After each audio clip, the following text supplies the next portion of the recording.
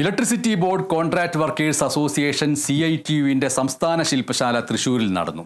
ചെമ്പൂക്കാവ് ജവഹർലാൽ ബാലഭവനിൽ നടന്ന ശില്പശാല CITU സംസ്ഥാന കമ്മിറ്റി അംഗം A. സിയാവുദ്ദീനാണ് ഉദ്ഘാടനം ചെയ്തത്. ഗുജറാത്തിലെ പ്രധാനപ്പെട്ട മേഖലകളിൽ സ്വകാര്യവൽക്കരണത്തിന്റെ ഭാഗമായി റിട്ടയർ ചെയ്ത ആളുകളുടെ തൊഴിലിലേക്ക് വ്യക്തിയുമായി ബന്ധപ്പെട്ട അനുഭവങ്ങൾ ഇതൊരു സ്ഥിര സ്വഭാവമായി മാറിക്കൊണ്ടിരിക്കുന്ന കാലഘട്ടത്തിലാണ്. സംസ്ഥാന വൈദ്യുതി ബോർഡിൽ ദിവസവേതനത്തിനും കരാർ അടിസ്ഥാനത്തിലും ജോലി ചെയ്യുന്ന 20,000-ഓളം അംഗങ്ങളുള്ള സംഘടനയാണ് electricity board contract workers association. സംഘടനയുടെ പ്രവർത്തനം കാര്യക്ഷമമാക്കി തൊഴിൽ പ്രശ്നങ്ങളെ ഏറ്റെടുത്ത് ഭാവി പ്രക്ഷോഭ പരിപാടികൾക്ക് രൂപം നൽകുന്നതിനു വേണ്ടിയാണ് ശില്പശാല സംഘടിപ്പിച്ചത്.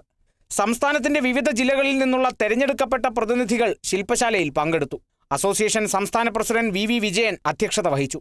വർഗീയതയ്ക്കെതിരെ വർഗൈക്യം എന്ന വിഷയത്തിൽ മുൻ മന്ത്രി പ്രൊഫസർ C. രവീന്ദ്രനാഥ് ക്ലാസ് എടുത്തു. സംസ്ഥാന secretary KC Sibi, assistant secretary MD George, ജില്ലാ സെക്രട്ടറി NG സന്ദീപ് തുടങ്ങിയവർ സംസാരിച്ചു. Kerala vision news, Thrissur.